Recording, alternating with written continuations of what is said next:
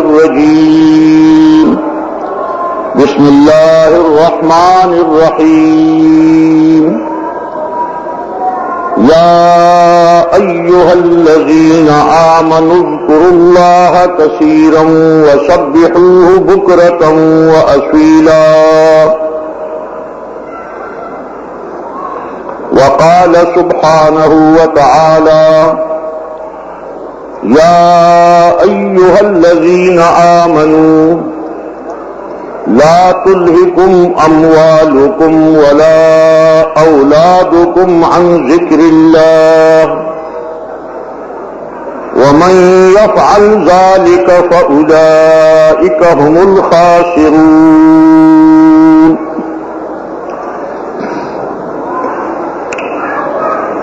قرآن کریم کی یہ دو آیتیں الگ الگ سورتوں کی پڑھی گئی ہیں. ان کا ترجمہ یہ ہے: اے وہ لوگوں جو ایمان لا چکے ہو، اللہ کو یاد کرو کثرت کے ساتھ اور اللہ کی پاکی بیان کرو صبح اور شام، یعنی ہر وقت. اور اے وہ لوگوں جو ایمان لائے ہو، غافل نہ کریں تم کو تمہارے مال اور نہ تمہاری اولاد اللہ کی یاد سے. اور جو بھی ایسا کرے گا اور جو لوگ ایسا کریں گے بس وہی لوگ خسارے میں رہیں گے اور اپنے آپ کو نقصان پہنچائیں گے.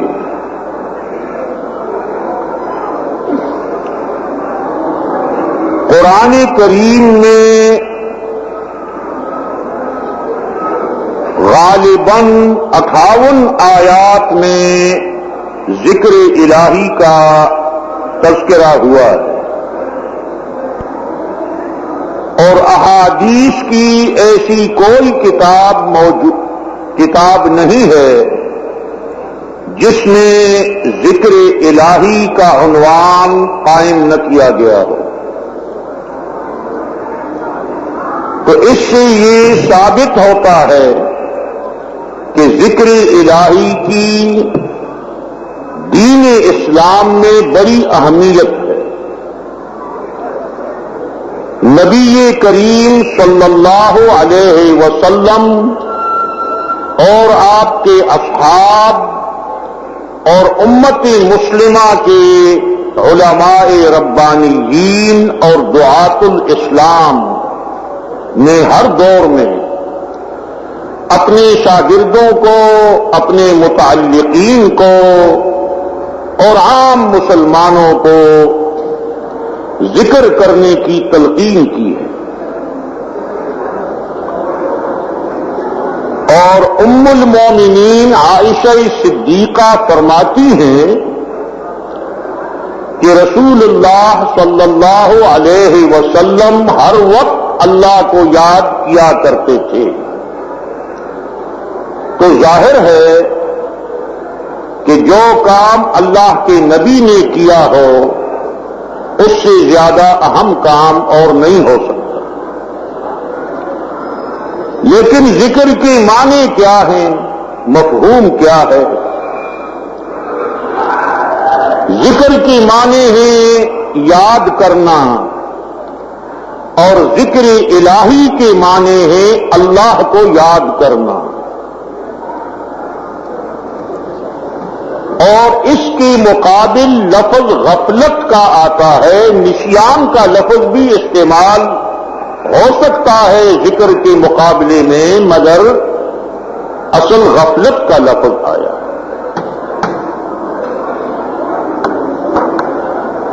جیسے دوسری آیت میں اللہ نے فرمایا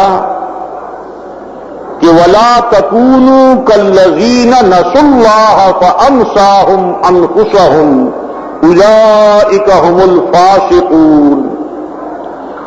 ان لوگوں کی طرح نہ بنو جو اللہ کو بھول چکے ہیں، اللہ کو یاد نہیں کرتے، اللہ سے غافل ہو چکے ہیں، تو اللہ نے بلا دیے ہیں ان سے اپنی جانوں کو، اپنے نفسوں کو، اپنے نفع نقصان کو وہ نہیں سمجھتے، اور یہی لوگ فاسق ہیں، نافرمان۔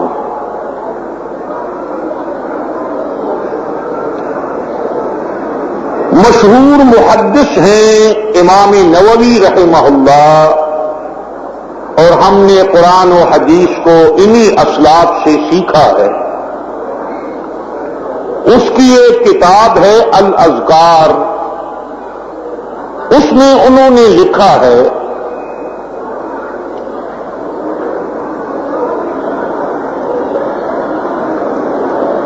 کہ الذکر یکون بالقلب و یکون باللسان والافضل منه ما یکون باللسان والقلب جمیعا۔ ذکر زبان سے بھی ہوتا ہے اور دل سے بھی ہوتا ہے، مگر بہترین ذکر وہ ہے، نتیجہ خیز ذکر وہ ہے، مؤثر ذکر وہ ہے جو دل اور زبان دونوں سے کیا جائے، اور دل اور زبان کے درمیان یک رنگی اور ہم آہنگی ہو، کہ پہلے ذکر میں، پہلے دل میں اللہ کی یاد آ جائے اور پھر اس کی ترجمانی زبان سے کی جائے، تو یہ بہترین ذکر ہے اور نتیجہ خیز یہی ہے، اور اسی کا اثر دل پر پڑتا ہے۔ ایک دوسرے عالم گزرے ہیں اندلس میں، علامہ طرطوشی الاندلسی، اس کی ایک کتاب ہے الدعاء الماثور وآدابہ، تو وہ تو تفصیلی کتاب ہے، لیکن اس میں ایک جملہ انہوں نے لکھا ہے، تو بجائے اس کے کہ میں اپنے الفاظ میں بیان کروں، ان کے الفاظ آپ کو سناتا ہوں۔ وہ فرماتے ہیں کہ الذکر هو عمدۃ الطریق الی اللہ تعالی، ولا يصل العبد الى اللہ تعالی الا بدوام الذکر۔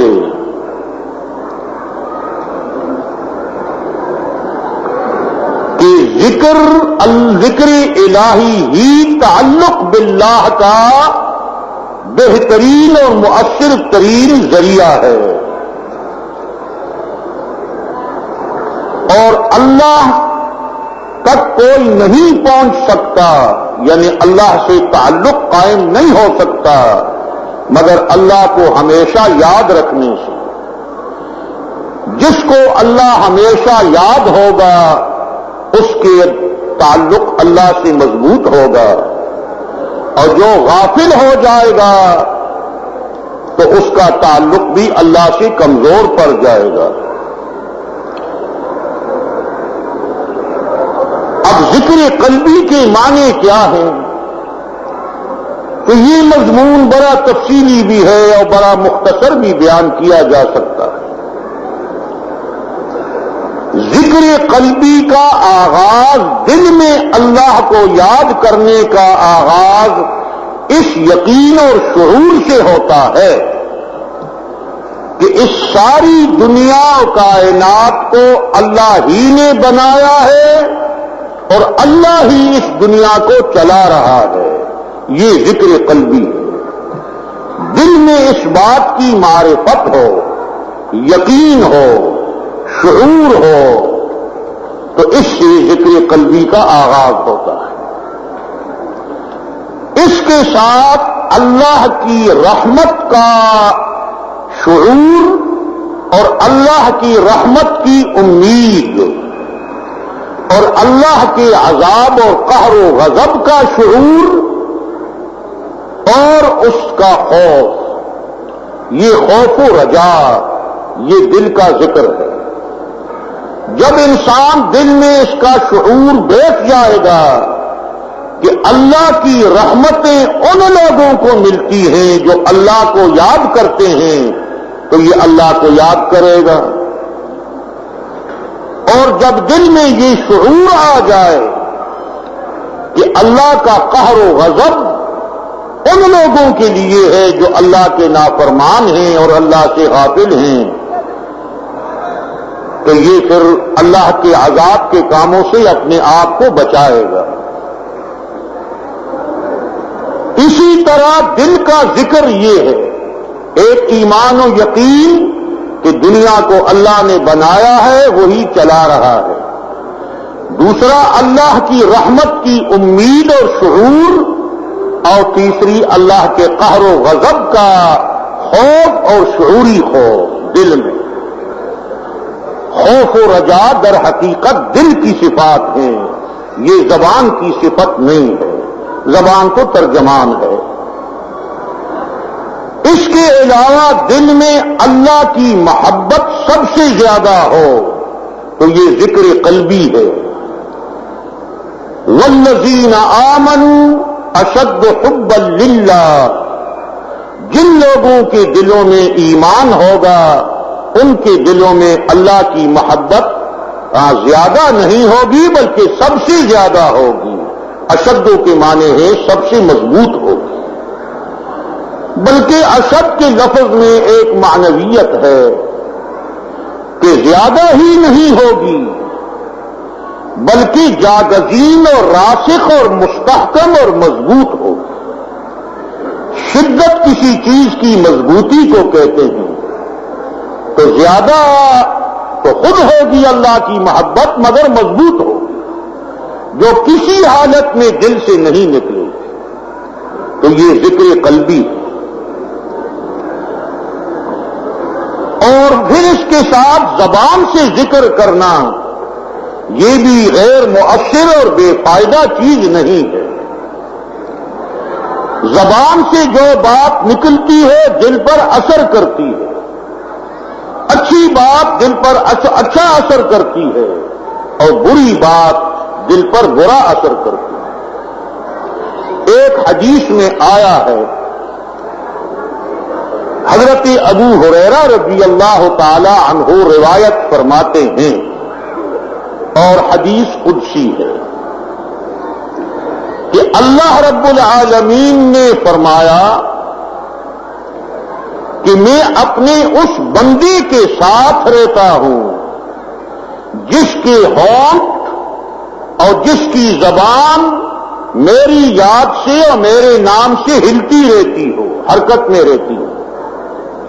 تو زبان کا ذکر آیا، معلوم ہوا کہ زبان کا ذکر بھی ضروری ہے اور مفید ہے اور لازمی ہے۔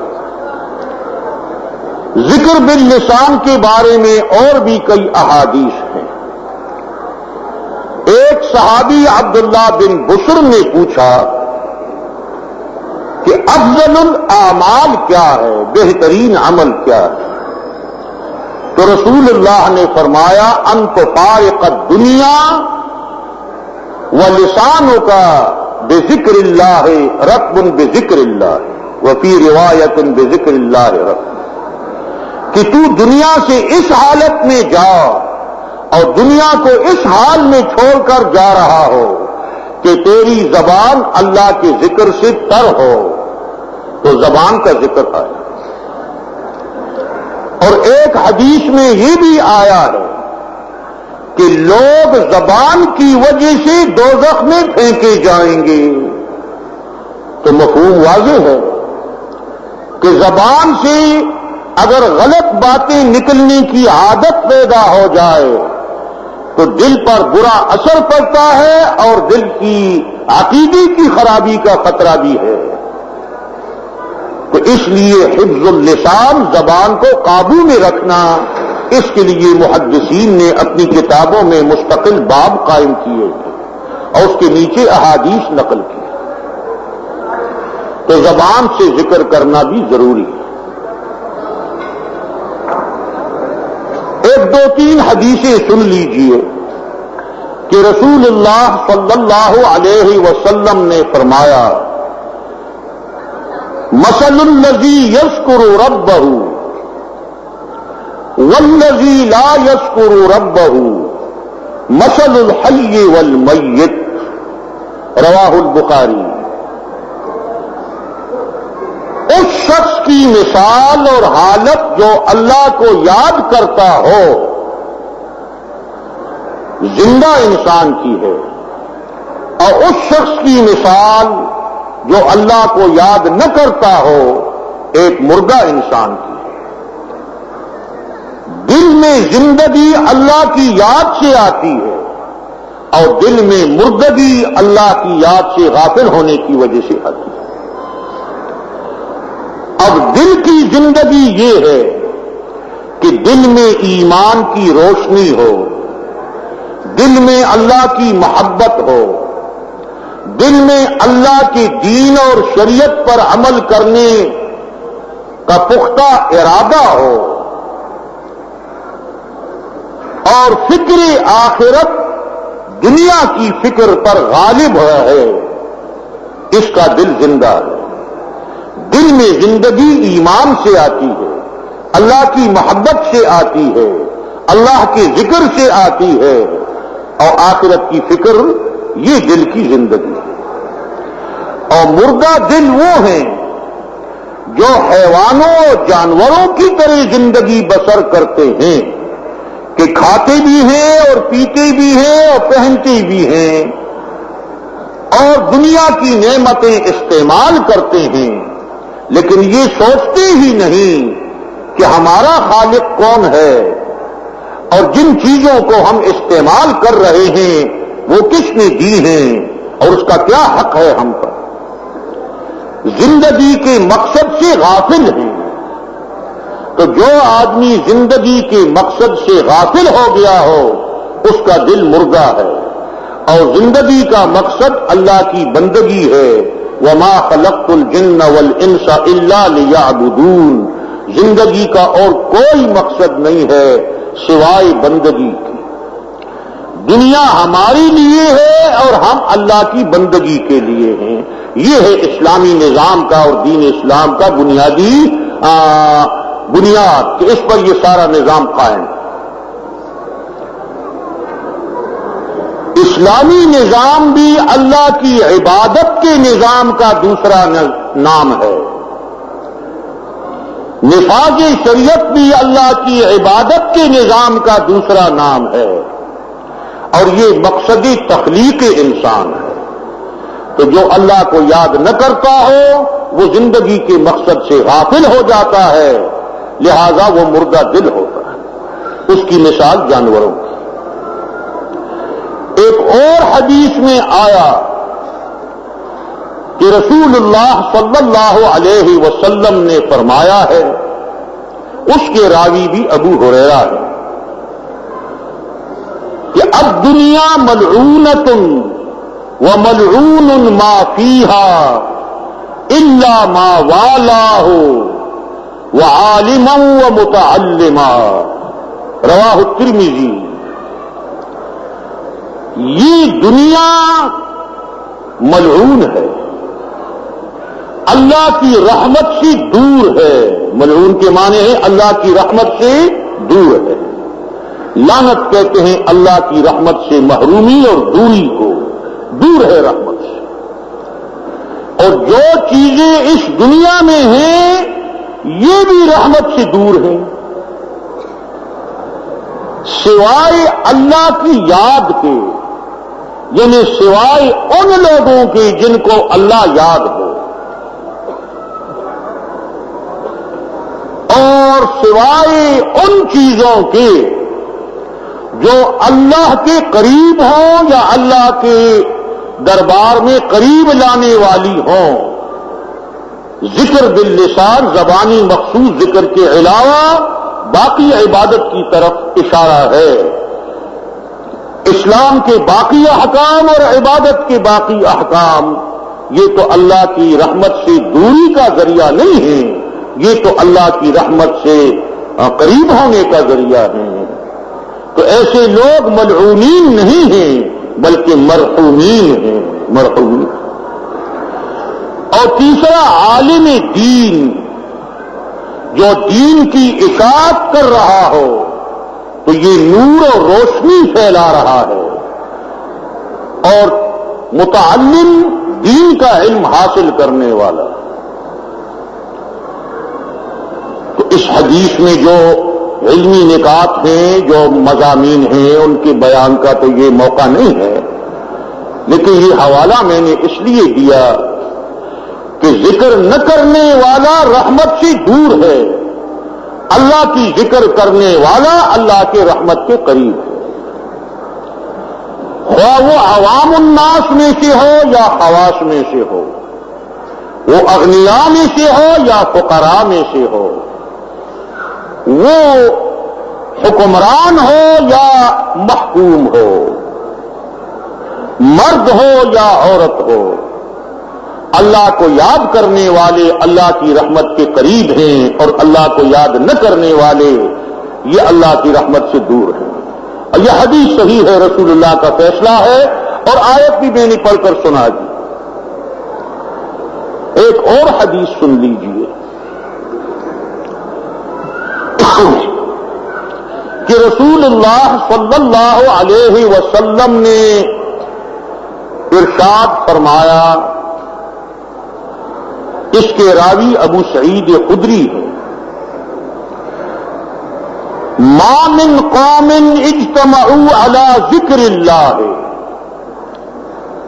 الا حفتهم الملائکۃ وغشیتهم الرحمۃ ونزلت علیہم السکینۃ وذکرهم اللہ فی من عنده. حدیث صحیح الاسناد ہے. جس حدیث کی سند ضعیف ہو وہ اگر قابل بیان بھی ہو لیکن میں حتی الامکان اس کو بیان نہیں کیا کرتا. کوئی قوم کسی جگہ جمع نہیں ہوئی اللہ کو یاد کرنے کے لیے، مگر جب بھی کسی جگہ اللہ کے ذکر کے لیے اکٹھی ہوئی ہے تو اللہ کی رحمت کے فرشتے محبت کی وجہ سے ان کو گھیر لیتے ہیں. گھیراؤ محبت کا ہوتا ہے، اور اللہ کی رحمت ان کو ڈھانپ لیتی ہے اور ان پر سکینہ اترتا ہے. سکینہ اترتی ہے. سکینہ یہ ایک الگ مضمون ہے، مگر خلاصہ یہ ہے کہ اطمینان قلبی ان کے دل میں آتی ہے، شیطانی شکوک کا ازالہ ہوتا ہے، غفلت نکل جاتی ہے، دل اپنے اس کام پر مطمئن ہو جاتا ہے، اور سب سے بڑی دولت اطمینان قلبی ہے. وَذَكَرَهُمُ اللَّهُ فِي مَنْ عِنْدَهُ، اور اللہ ان کا ذکر خیر کرتا ہے، ان کی تعریف کرتا ہے. ان فرشتوں کی مجلس میں عندہ جو اللہ کے قریب ہیں.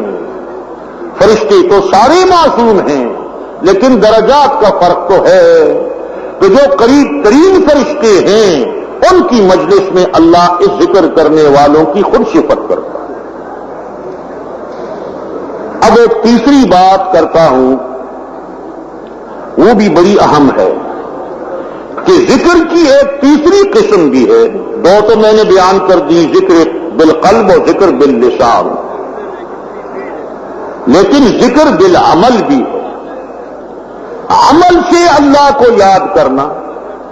قرآن کریم کی یہ آیت جو سورۃ بقرہ میں ہے اور آپ میں سے اکثر کو یاد ہوگی کہ فاذکرونی اذکرکم واشکروا لی ولا تکفرون، مجھے یاد کرتے رہو میں تمہیں یاد کروں گا، میری نعمتوں کا شکر ادا کرتے رہو، میری نعمتوں کا کی ناشکری اور کفران نعمت نہ کرو۔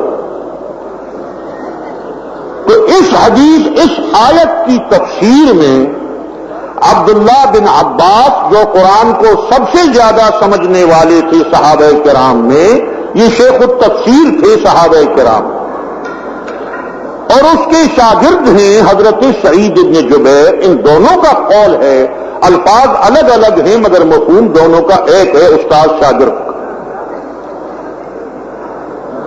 کہ تم مجھے یاد کرو طاعت اور بندگی کے ذریعے، میں تمہیں یاد کروں گا اجر و ثواب کے ذریعے۔ تم میری بندگی کرو، میں تمہیں اجر دوں گا۔ اذکرونی بالطاعت اذکرکم بالاجر والثواب۔ تفسیر قرطبی میں یہاں ایک حدیث مرفوع بھی نقل ہوئی ہے، رسول اللہ صلی اللہ علیہ وسلم کا ارشاد نقل ہوا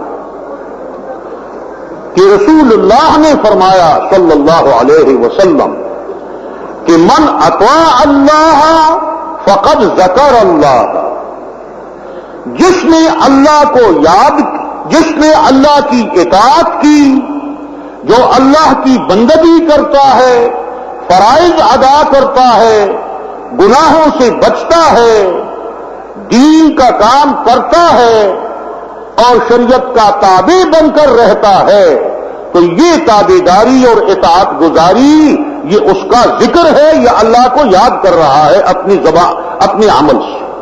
تو یہ حدیث مرفوع میں بھی آیا، اس حدیث کو تفسیر قرطبی میں نقل کیا ہے۔ امام نووی رحمہ اللہ نے اپنی کتاب الاذکار میں سعید بن جبیر کا قول نقل کیا ہے، اور کچھ اور تابعین کے قول بھی ہیں کہ وہ فرماتے ہیں کہ جس مجلس میں بیع شراء کے مسائل بیان ہو رہے ہوں کہ تجارت کیسے کرو گی، نکاح و طلاق کا طریقہ کیا ہے، زندگی کے احکام بیان کر رہے ہیں، تو وہ مجلس بھی مجلس ذکر ہے۔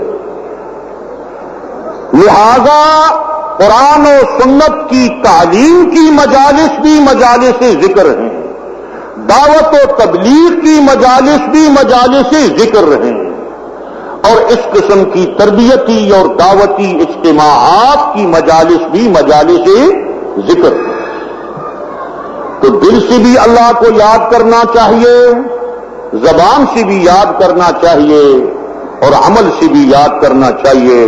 وصلی اللہ تعالی علی خیر خلقہ محمد وعلی آلہ واصحابہ اجمعین۔ تیار کردہ ایوب اسلامی کیسٹ مرکز، پشت قصخانی بازار، پشاور شہر۔